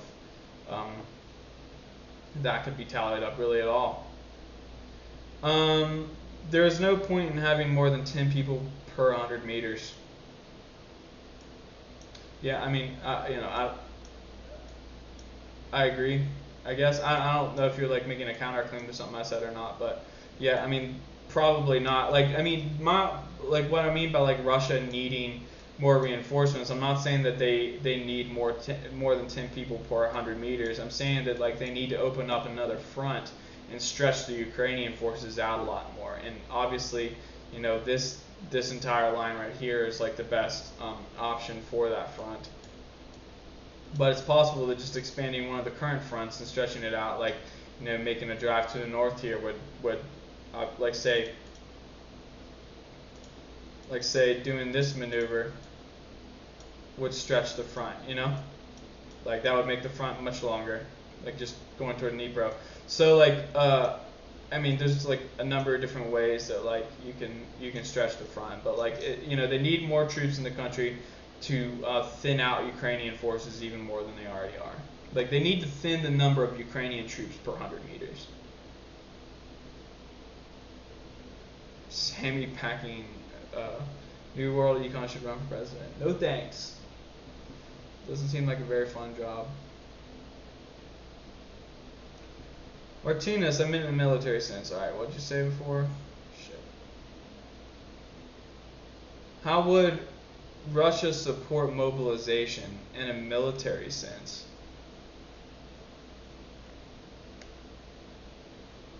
Like, what do you mean? Like, what do you mean? Like, do they have enough equipment? Like, they absolutely have enough equipment, and you know, despite what some like analysts are saying, like I believe they have enough ammo and missiles and stuff to keep up the fight.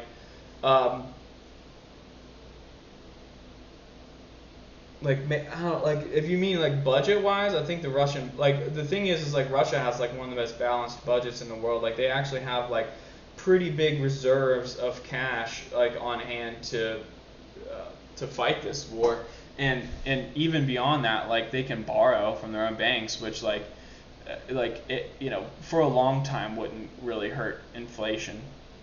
I mean, basically, like, I mean, look at like the U.S. You know, like, I mean, the U.S. is dealing with inflation, but like we had debt that was 100% of GDP long before, you know, COVID started. And Russia, like their external debts that like they have are like they're in like the 100 million range. You know, like it's just like basically money that they borrowed because they didn't have the exact amount of cash on hand. It was still within the budgetary limits of like the Russian Federation to like, you know, spend $100 million on whatever project it was, but it was just quicker to get $100 million loan. So like that's what they did, and then once the war started, the West is basically like not letting them pay off those loans or those bonds or whatever it is, and you know, like Russia has the money to pay them off. So like it really, like, you know, even if Russia gets into like a little bit more trouble, but like budget wise, like with their like if they mobilize and they start to paying people more and paying for like, you know, more fuel usage and more ammo usage and like a lot of these things, like they can I mean, they're in a good situation. They have a lot of cash on hand, and then they can, if they run out of cash on hand, they can start borrowing like every other country in the world, which has its own problems down the road, but like, you know, it's not going to do anything in the immediate term for stopping the war. What is Russia's end goal, all things considered? I mean, the big debate right now is like, is the end goal all of Ukraine, or is the end goal most of Ukraine? I mean, that's like it's one of the two, and I don't really like. I honestly don't see the goal changing even after this Kharkov counteroffensive. I think the strategy to get there will change, but I mean, let's just say goal number 1 is probably eastern Ukraine and southern Ukraine, and then goal number 2 is probably the rest of it. You know, whether they try and get all that done in the same war or not, I don't know. But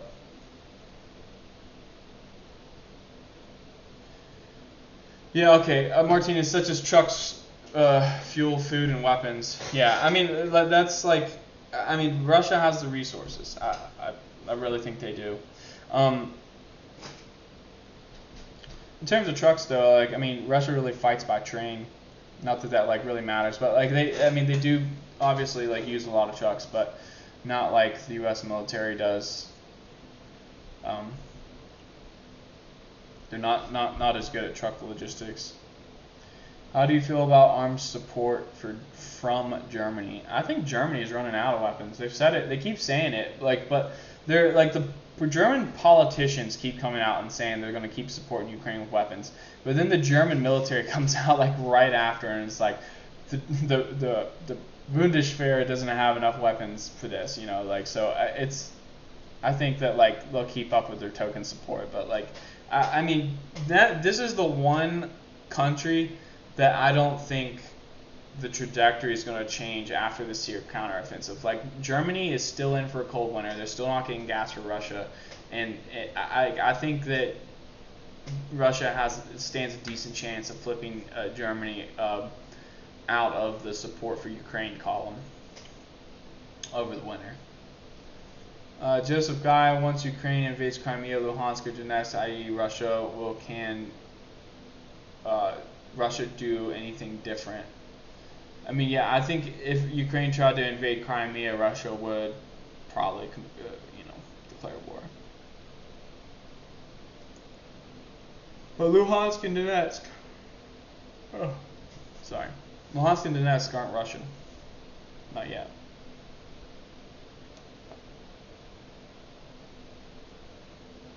Do the Russians plan winter campaign? I don't know, Heinz. Maybe. Like I said, it really, like, I think, it's tough to, after what just happened, it's really tough to have, like, a view like that far into the future, like, I had my suspicions of that, like, when the daily news was a little more consistent, and there was a clear pattern, but there's no longer a clear pattern of what's going on. It really hinges on what Russia's response is to this counteroffensive right now. Oh wait, I just saw a question that I really liked and I lost it. It disappeared.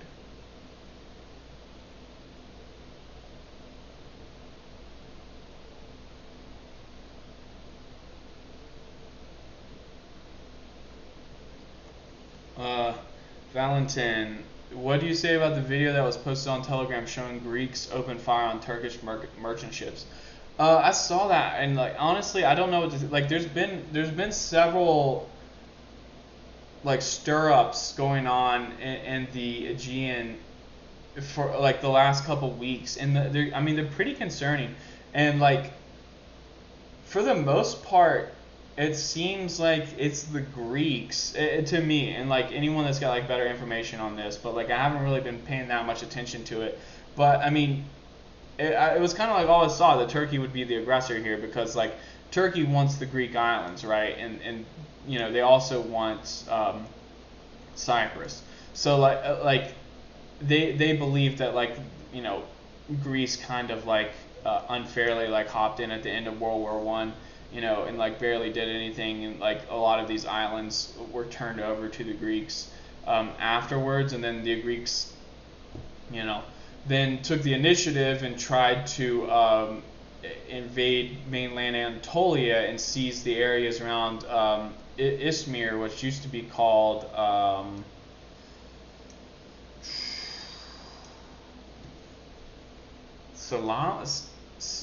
what did it used to be called? This might tell me if I click on it. It used to be, like, a majority Greek city, actually. Smyrna. It used to be called Smyrna. So, like, I mean, there's of course, like, most of these islands and stuff are, like, majority ethnic Greeks and stuff, so they do have, like, legitimate claims to them, but, like, at the time they were, like, Turkish islands, and Turkey views them as being unfairly turned over to Greece.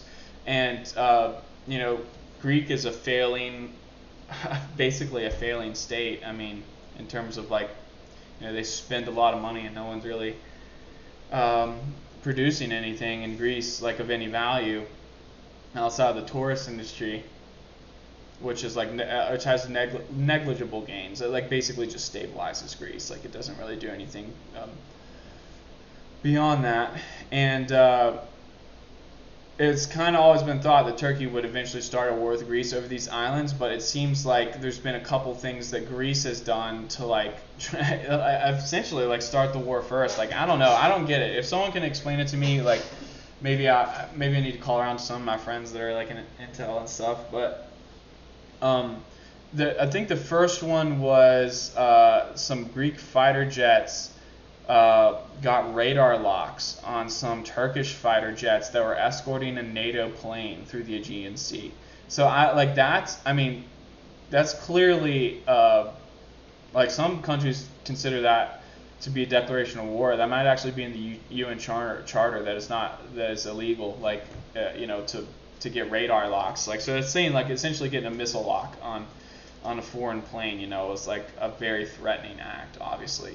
So that happened a couple weeks ago, and I never really heard anything of it since then. And then I saw that post today that there was looked like some Greek Coast Guard that had definitely shot bullet holes through the cabin of a ship where the guy was speaking Turkish, but I can't confirm that it was a Turkish merchant ship. I guess it was, probably. I don't know. It's interesting. I'll have to look into it. I saw Martinez. Let me know if I answer your question fully. I'm trying to catch up. I'm pretty far down now. What do you know about Ukraine in 1918? Like right after World War I? I believe that like there was some like Ukrainian militia groups, or there was like a temporary government in Kyiv that had basically like declared its independence from Russia, like after like during the Russian Revolution, the Russian Civil War. And it didn't last very long. Like the Red Army, the Red Army actually, it has a lot of parallels to the current situation, because it entered into like the northern parts of the country and tried to siege Kyiv, and it failed. It took a lot of attrition, and the Russian army, or the Red Army, had to exit the country. And I believe it was like a similar situation in Kharkov, and then some stuff happened, and then the Red Army came back and basically, swept through the whole country like no problem. So it was like a brief period. I think it was like, I'd like to say it was like less than a year that Ukraine had its independence, and it was the first time that they had their independence. But it was like a couple months that they were independent of Russia, and they barely had a chance to like set up a government before the Soviet Union had reestablished control over the area. But I'm not even so sure if it didn't have the same shape as it did today. Like Crimea was definitely not part of that Ukraine. And I'm not so sure that the Donbass was either. I think they were definitely Russian regions. I could be wrong. I honestly, I should probably look into it a little bit more. I saw a video on YouTube by like one of like the history channels. That might have been like History March or something that covered it. Do you think that Belarus and other countries is already involved in a war with pseudo nationality?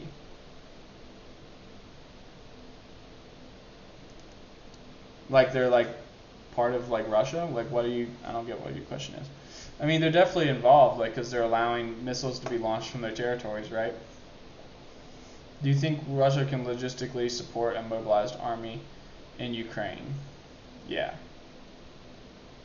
Yeah, probably. They would have their own problems with that, obviously, but like,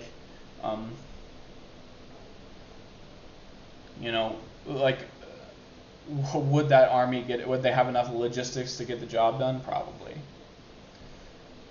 Sorry if it has been mentioned, but what is Russia waiting for in order to mobilize for the Ukrainians to reclaim Crimea and Donbass to maybe consider it? No, I don't think they'd wait that long. I honestly, the big question here, I guess, is is Russia done, or is Russia going to mobilize? It seems like it's going to be one or the other, and I don't think they're done. I don't think Russia can stand a loss against Ukraine, politically. It would be a disaster. So I think obviously the expeditionary forces failed. They need more manpower. I think they mobilize eventually, but we'll see.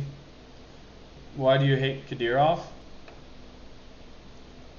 I just think he's a shithead. I didn't say I hated him. I don't hate anybody, but I can think he's a shithead, can't I? With UK stepping up its support for Ukraine following recent change of leadership, is there a real chance of Russian retaliation against UK? I think basically with the energy situation, I think that is Russia's retaliation against the West. I'm not so sure that there's many more cards for the Russians to play outside of energy, like the UN and like maybe like in some of these like third world countries like in Africa and stuff where Russia has a good bit of influence, there's not many other ways for Russia to get at the West. So I mean, there's ways for China too, which is like seems to be on the same side, but you know, once that starts up, that'll be a whole different question. Do you think Belarus and other countries involved? Okay, I think I already. Oh wait, do you think Belarus and other countries involved is already involved in the war with pseudo-Russian nationality to avoid a diplomatic issue? I mean, the diplomatic issue is already there. Like, Belarus is included in all the sanctions, so no. How would Russian logistics be able to support mobilization? I mean, Russian logistics run through like the rail networks, right? And like they have pretty substantial rail networks in Russia, and they seem to be very effective fighting by rail, like versus, you know, like some of the areas that they are. I don't know. I don't want to say because like Kharkiv, they definitely should have had an advantage in rail networks there, but yeah, I don't know. Like I don't really. I mean, I think I've already answered it, Martinez. Yeah, there is a massive power outage in Ukraine, Big Bear. Junk Bear. I don't hate Kidira. Mobilization is futile. Sweden and Finland and NATO. Russia digs a deeper hole for its collapse. I mean, Richard, like it's already like that's just like where I like agree to disagree. I think Russia was well on its way to collapse before the war started. You know, I think that they think that. I think the West thought that. And I think that they think they can prevent the collapse by taking over Ukraine. Whether that's true or not, whether that it works out that way, who knows? But like they're already too deep now. Like I think they either mobilize or they do collapse, in my opinion. All right, guys, it is at 1:51, an hour 51, so I'm going to end it and we'll try to catch up with these questions here. How goes the siege of Mourinka? It appears it's still going. It doesn't appear like they've made any progress. Last we heard, it was 3/4 of the town and the road was cut. That was the last we heard about it. I mean, the Ukrainians could have pushed them back by now. Have you any information on the Wagner Group? I heard that maybe they have been arguing with Russian forces.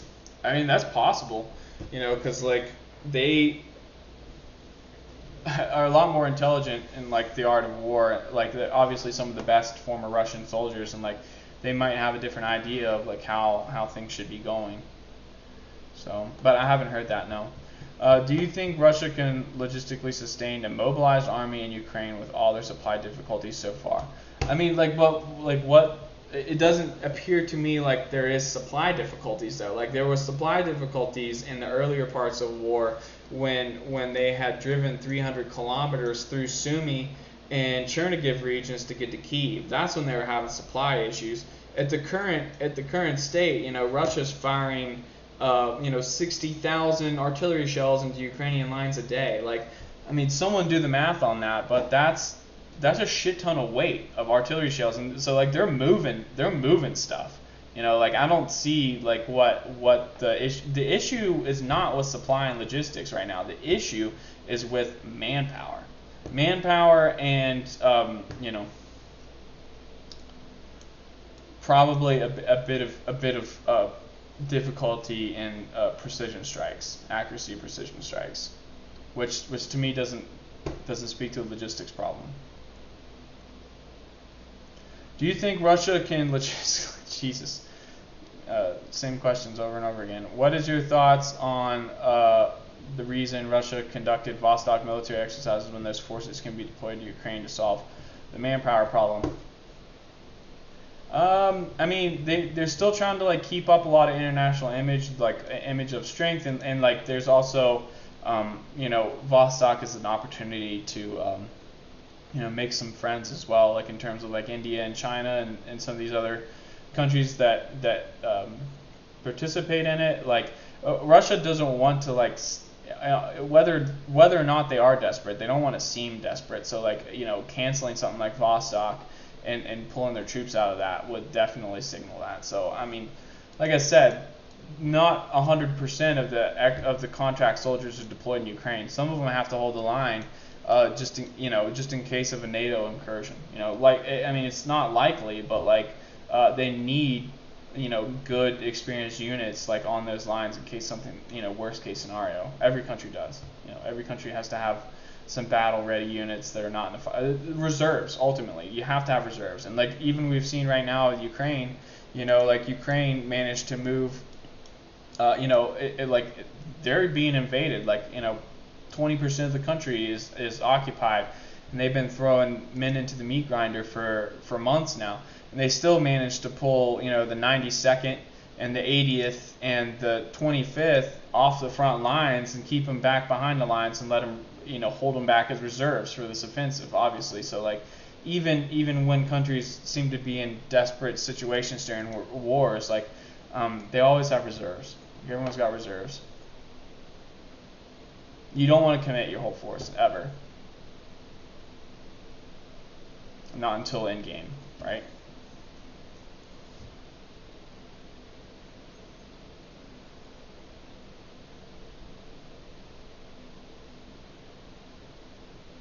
I'm excited about the Excalibur missiles. They're not missiles, they're artillery shells, but they're rocket propelled, so I guess technically you can call them missiles. Like they used to call like javelins and bow and arrow troops and like missile troops. Like those are technically missiles, so I guess you can call them missiles, but they're artillery, they're advanced guided artillery rounds that are fired from M777s.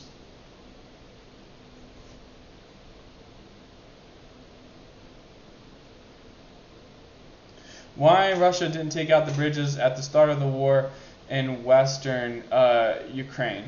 Well, on top of the fact that bridges are like a little more difficult to destroy than some might think, I believe that them not taking out those bridges was a signal that they wanted to use them someday, But I mean, bridges are a lot easier for the occupying force to destroy because they can take their time. They can plant, they can plant explosive charges in the right places of the bridge in order to, blow it up to prevent the enemy from using it. But like the attacking side, so the Russians, in order to destroy these bridges, like say, let's zoom in on Dnipro, they would have to, multiple missile strikes and airstrikes. And it's really not a guarantee that like you're going to get the effect you want. I mean, look how wide this bridge here is in Dnipro. Like you're talking about a 6-lane bridge. Like how many missile strikes in one spot to take out a lane? Like one missile strike isn't gonna punch a hole through the bridge. Like we saw this in Novokhovka and Kherson. Like how many times, how many HIMARS rockets have been launched at the Antonovsky Bridge, and they just keep repairing it. And they just keep patching it up. It'll blow holes through the concrete, but like a lot of the rebar is still there, and they just patch it up. Like use steel plates, like put steel plates down in it, fill it up with concrete, let it set. I mean honestly, like they could probably put a lot of steel plates like over the like thin steel plates over the surface of the bridge to give it like a little more strength through these rocket strikes. There's all kinds of different things you can do to stop a bridge from being destroyed. But like, I mean, Ukraine has that same opportunity with their bridges. If Russia starts targeting a bridge, they're not going to destroy it on the first strike. They're going to have to hit it over and over again, and Ukraine can just keep repairing it over and over again, just like the Russians are. Like all these bridges here. I mean, there's a ton of bridges across the river. And then Russia's hit this bridge here going on probably 12 times. So. And it's still, as far as I know, it's still probably being repaired. Winter is going to be, so Sami, thanks for that. Winter is going to be very bad for the EU with no gas coming from Russia. I mean, it's like really it's a price problem. Like it's just going to send everyone into recession.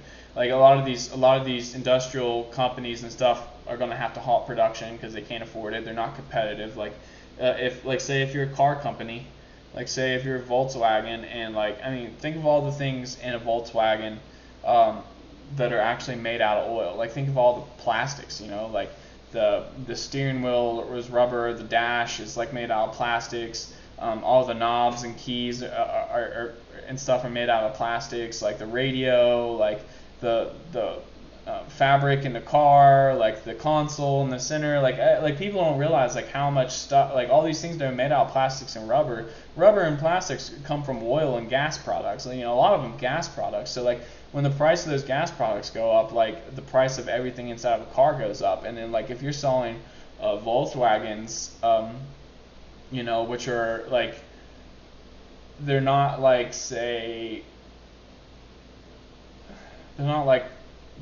Mercedes, like they're not like top of the line vehicles. Like that's just like your average, more or less your average car. Like they're just completely uncompetitive with like a lot of other stuff.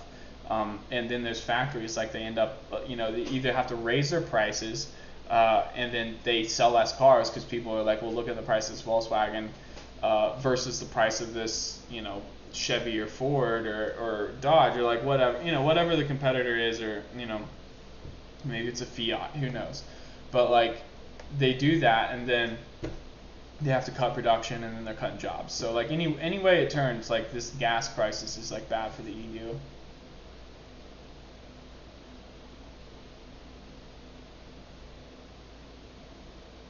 Do you think that Russia mobilizes their conscript units, they will have far older and worse equipment than their units now? Yeah, I mean, it'll be virtually the same. Like T-72s and stuff. Like maybe some T-64s, but they got plenty of T-72s. It's not really like a big issue, but you probably will see some older stuff in some of these units. I think people have gone through that pretty thoroughly on like the effect of, like say, like a T-64, T-72, T-80, T-90 on the battlefield. Like the effectiveness of each one of those tanks is like really like, I mean, it's like percentage points better. But like Ukraine has been fighting mainly with a force of T-64s. Like the most advanced tanks that Ukraine has.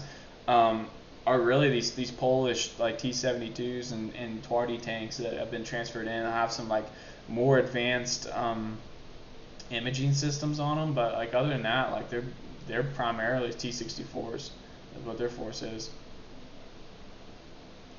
It looks like Russia was the one with the weakened resolve and the empty backfield. Yep, definitely. What is your college degree, if any?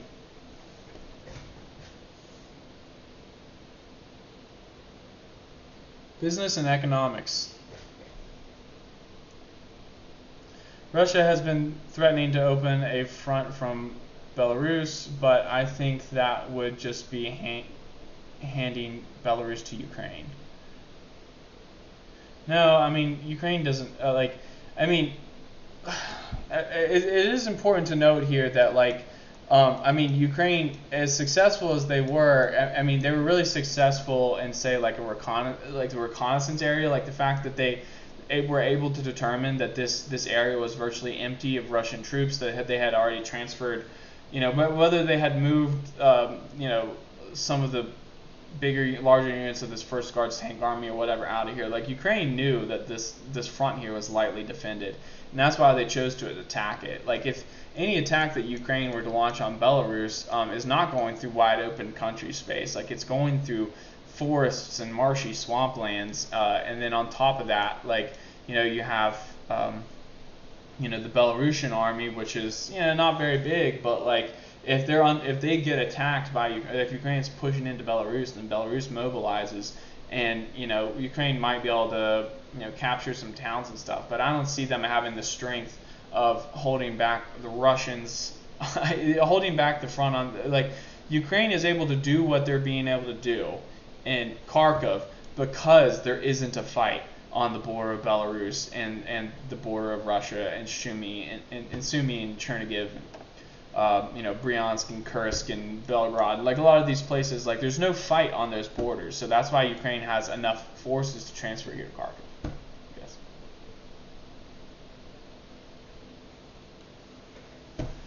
Oh, thanks for your hard work. Where in America are you from, and how is it like there? I live in the Rocky Mountains, my friend, and it is amazing. I love it. It's beautiful views. It's good country, good people.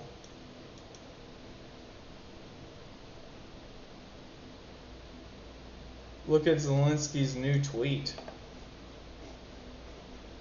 Man, I don't even have Twitter. For some reason, I don't know who Johnny Price is, but when I search it out, if I go to Twitter, it doesn't let me. It takes me to Johnny Price, whoever the hell he is. It's like a gamer.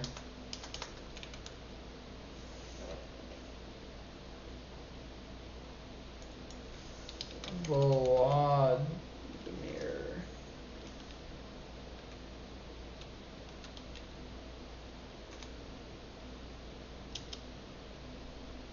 I'm not seeing him. I'm not seeing an official account of it anyways.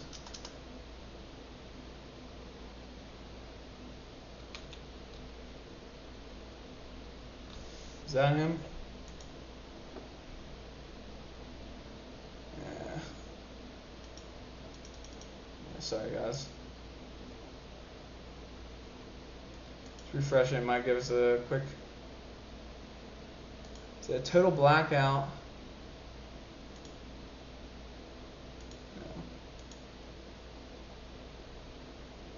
Yeah, I can't see it.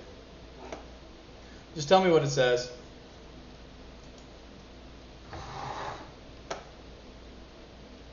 So basically, Russia lost this war. Now, I don't think it's over yet. I don't think, Russia. We've already kind of gone through this.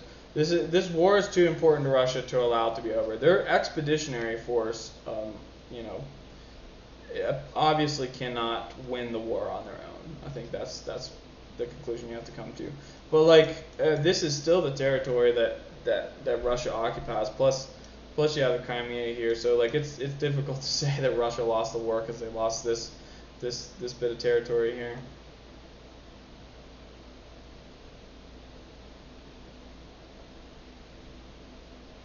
They cannot supply their troops deep because rail gets taken out and trucks is 60 kilometers per day max. Can trucks really only go 60 kilometers a day? I'm pretty sure they can go further than that. I'm not an expert on trucks, but I have a car and it goes a lot further than 60 kilometers. How much partisan action is taking place? Quite a bit. It seems to be in the area of Melitopol, and Kherson regions.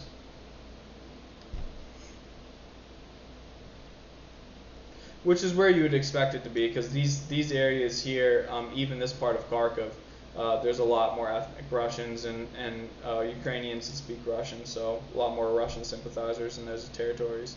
Then down here, there's a lot more Ukrainian sympathizers. All right, guys, I think I'm going to call it.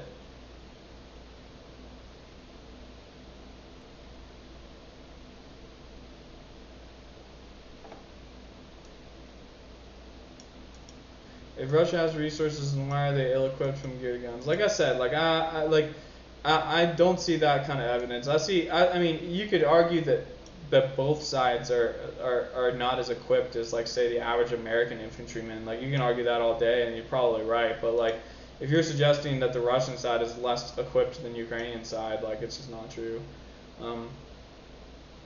What is the future for the battle for the Donbass? To be determined at this moment.